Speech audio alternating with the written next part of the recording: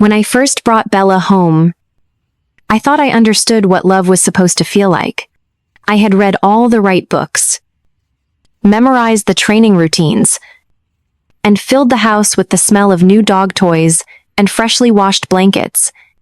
I remember standing there, holding her in my arms for the very first time, her tiny heart beating fast against my chest, her fur soft as a whisper against my skin. And I thought, this is it. This is love. But what I didn't realize then was that love, at least the kind that truly matters, doesn't begin with warmth and affection. It begins with patience, with sacrifice, and with learning to give without expecting anything in return. Bella was so small that day, a bundle of fur and nervous energy, her dark eyes wide, with both curiosity and fear.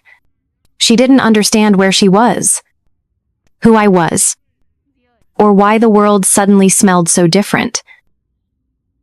I remember placing her gently on the floor, watching her take her first hesitant steps around the living room.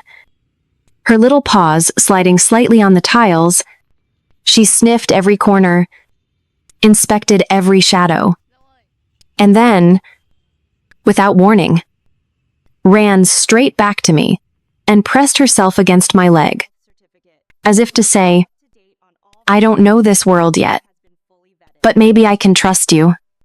That moment stayed with me. That quiet trust, freely given without reason. And it terrified me as much as it moved me. Because that was the first time I understood what responsibility feels like, the realization that something so small, so fragile, was now entirely dependent on me for safety, comfort, and love. Those first few days felt like a dream painted in soft light and gentle laughter.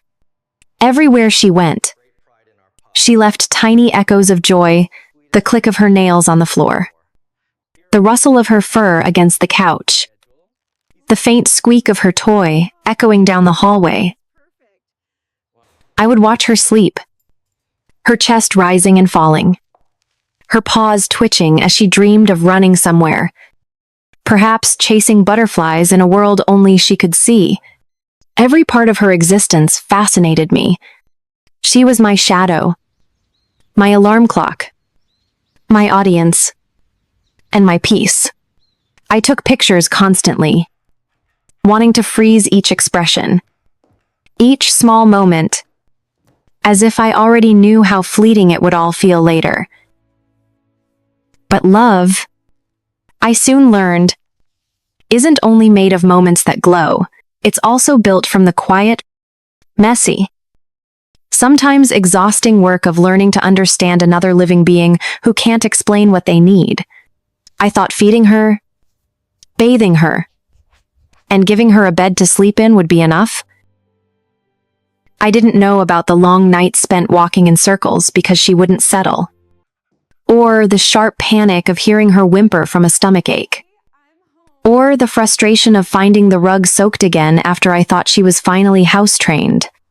Those moments stripped away my illusions of easy love and replaced them with something deeper, something real. There were times when I would sit on the kitchen floor at midnight, waiting for her to eat, trying to coax her with bits of boiled chicken, whispering her name over and over like a prayer.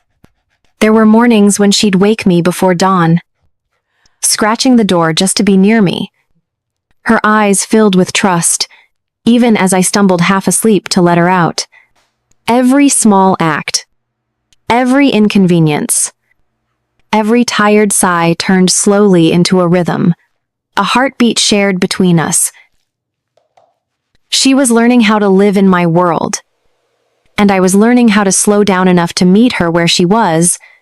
I still remember one evening, maybe the third week after she arrived, when I sat on the couch, feeling overwhelmed by everything: the barking, the training, the endless cleaning. I must have looked defeated, because she climbed onto my lap, rested her tiny chin on my knee, and looked up at me with eyes that seemed far too wise for her size. It was such a simple gesture, but it felt like a conversation without words. It was as if she was saying, "I know this is hard, but I'm trying to." That moment changed everything. It reminded me that love isn't about control or perfection, it's about learning together, failing together, and forgiving often.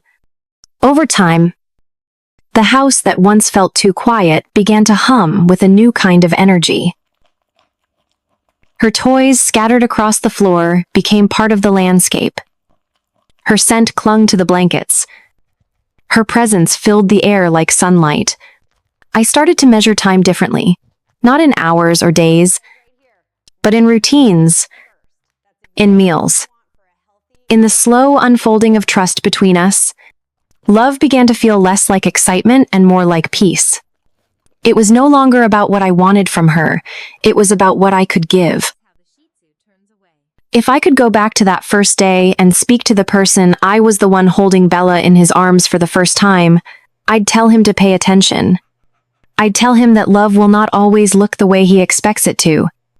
That some days it will smell like wet fur and sound like midnight barking. That some days it will ask for more patience than he thought he had. But I'd also tell him that love, when it's given without condition, will return in ways he can't imagine, in quiet mornings, in soft sighs, in eyes that say, "I trust you completely." Because the truth is, bringing Bella home didn't just give me a dog. It gave me a teacher, a companion, and a mirror. She showed me that love isn't measured in the moments when everything is easy. It's measured in the moments when you choose to stay gentle, even when it's hard. And that's something no guide or tutorial could have ever prepared me for. The first lesson came quietly, the way all important things do.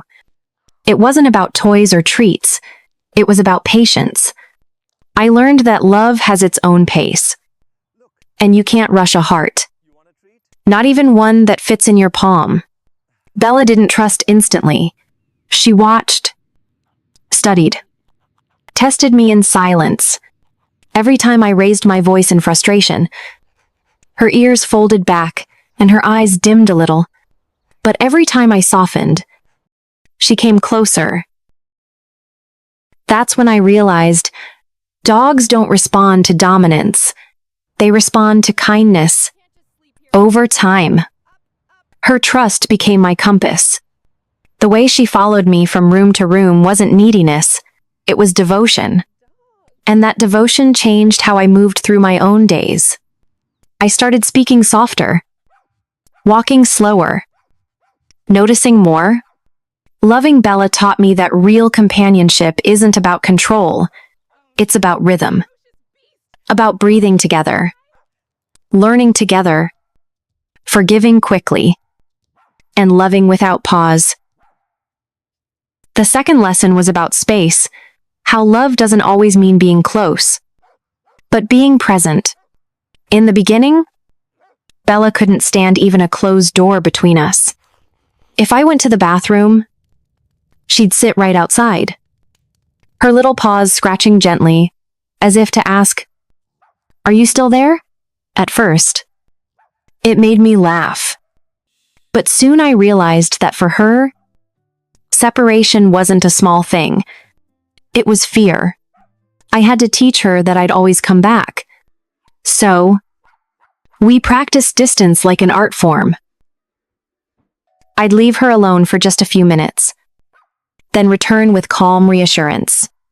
Over time, the panic in her eyes softened into patience. She learned that silence doesn't mean abandonment, it means trust. And in the process, I learned something too, that love isn't measured by how much time you spend together, but by how safe you make someone feel when you're apart. Now, when I leave, she doesn't cry anymore. She just walks to her bed, curls up, and waits.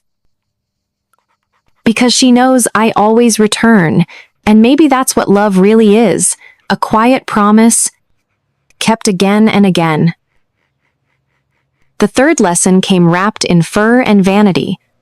I used to think grooming was about keeping Bella pretty, that soft, silky coat shining under the sun like a badge of care. But it turned out to be something else entirely. Every time I brushed her, she'd wriggle, roll over, and protest with tiny growls that sounded more like laughter than anger. I'd chase tangles that seemed to appear overnight, tiny knots that no brush could conquer easily. At first, it frustrated me.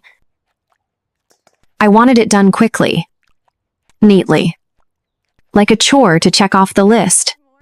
But one evening, as I sat with her on my lap, slowly untangling the fur around her ears, something changed. The house was quiet. The light was soft. And she leaned into my touch, eyes half closed in trust. That moment turned routine into ritual. Grooming stopped being about beauty. It became a language between us, a way to say you're safe here.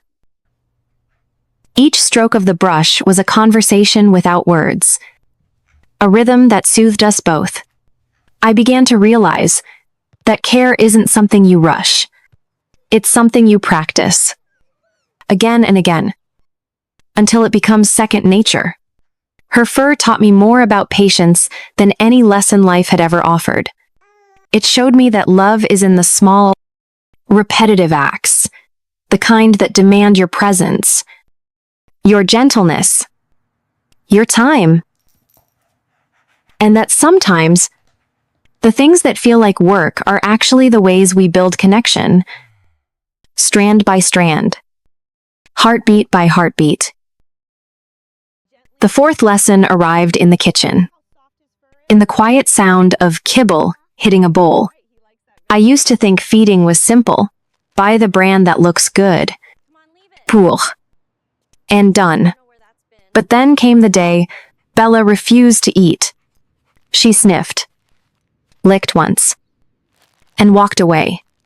I tried again, and again, but her small body told me what her voice could not. Something wasn't right. So I sat on the floor beside her bowl, reading labels I'd never bothered to understand before, realizing how many fillers and chemicals hid behind words like premium and healthy. That night, I cooked for her for the first time, a small bowl of boiled chicken, rice, and carrots. When I placed it in front of her, she looked up at me for a moment, as if deciding whether to trust me again. Then she ate slowly at first, then eagerly, her little tail wagging in gratitude. I could have cried watching her. That moment taught me that food is more than sustenance. It's care made visible. Each meal became an act of love, something deliberate and tender. A promise whispered through every bite. I see you. I know what you need, and I'll do better. Since then, every choice, every ingredient, every portion, every treat carried a new kind of weight. Because when you feed a dog, you're not just filling a stomach, you're nourishing a life that depends on you completely. And somehow, through that simple act, I began to understand what it means to love with responsibility, not just with heart, but with thought, attention, and time. The fifth lesson came the day I realized Bella wasn't the obedient little angel I had imagined, but a clever, stubborn queen in a fur coat.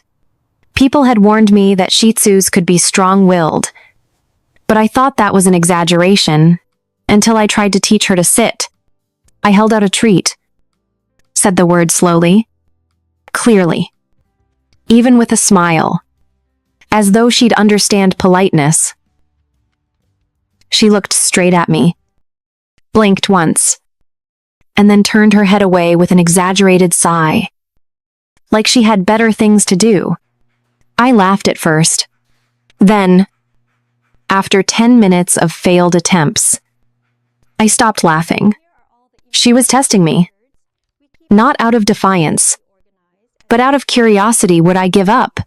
That's when I learned that Shih Tzus don't respond to power. They respond to patience. When I shouted, she withdrew. When I softened, she listened. So I began to change my tone, to turn learning into play, to reward her not just with treats, but with laughter. Slowly, she began to meet me halfway. Sit became a game. Stay became a shared triumph. And training turned into a dance between persistence and affection.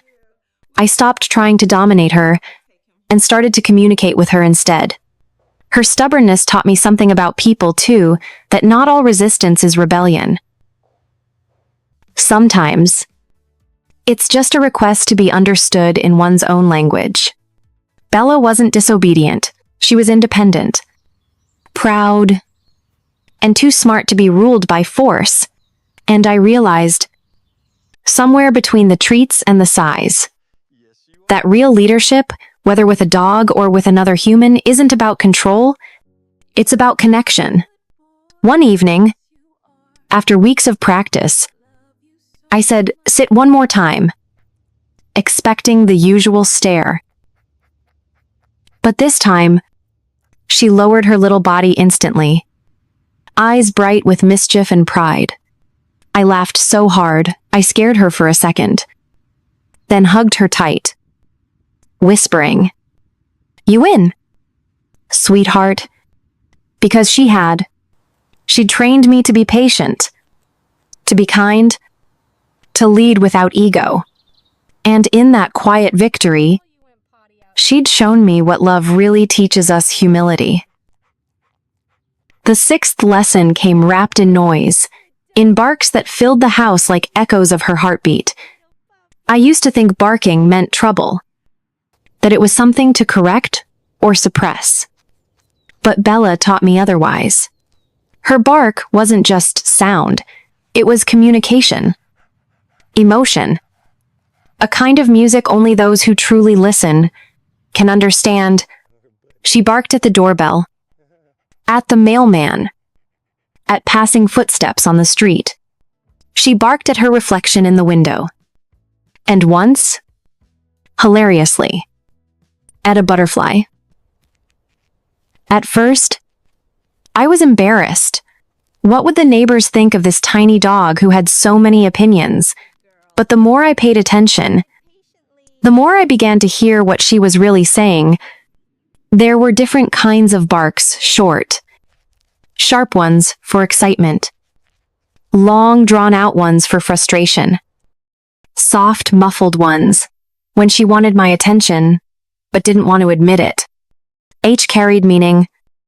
Each reflected a piece of her personality. I began to realize that barking was her language, and I was the one who needed to learn how to listen. When she barked at noises outside, she wasn't trying to annoy me. She was protecting me. Her little world, the space we shared.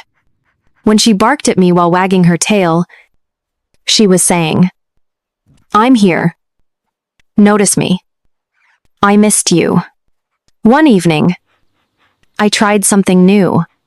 Instead of scolding, I sat beside her on the rug when she barked at the shadows. I whispered softly, "It's okay, Bella.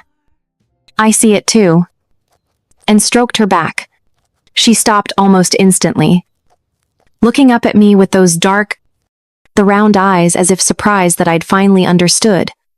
From that night on, the noise didn't feel like noise anymore. It felt like dialogue, her voice filling the silence of our home, reminding me that love is not always quiet. Sometimes it's loud and demanding, asking to be seen, to be answered, to be heard. The house used to be silent before Bella, too silent. Now it had life, rhythm, laughter, and yes, A little chaos. The sound of her bark became the pulse of our days. The announcement of joy, warning, and welcome all at once. And I began to miss it when it wasn't there. Because beneath every bark was a message: I'm here. You're not alone. And that's something worth listening to. The final lesson came quietly, long after I thought I had learned everything there was to know about Bella. It didn't arrive in a grand moment or a dramatic story. It came one soft morning. In the hush between her breaths and the steady ticking of the clock, I watched her sleeping by the window, her fur glowing gold in the sunlight, her body completely relaxed, her little chest rising and falling in rhythm with the peace of our home. That's when it hit me all this time. I thought I was the one shaping her world, but really, she was the one shaping mine. Through every bark, every stubborn look, every late-night walk, she had been teaching me how to live differently, to slow down, to listen, to care without condition. Before Bella, love had always been something I talked about, a feeling, a word. After Bella, it became something I did, something I built day after day through small, quiet acts: brushing her fur, leaving a shirt with my scent when I went out, learning to be patient when she tested my limits. She made me understand that love isn't a grand performance. It's the small consistency of showing up again and again, even when no one's watching. There are still days when she drives me crazy, when she steals my socks or barks at shadows, when she refuses to eat the meal I cooked, or drags her toys into my bed. But even in those moments, I can't help but smile. Because all of it, the noise, the mess, the endless care, means one simple, beautiful thing: we belong to each other. She trusts me completely, and I've learned to trust her back. If I could go back to the day I first held her, I wouldn't change a thing. Not the sleepless nights, not the chewed-up slippers, not even the moments of frustration, because every one of those pieces, every mistake and every lesson, built the quiet, wordless bond that now fills my life. Bella didn't just teach me how to raise a dog. She taught me how to love in its truest form, gently, patiently, without pride or hurry. And that's the thing about a Shih Tzu. They enter your world so small you think you'll protect them, but before you know it, they're the ones protecting your heart.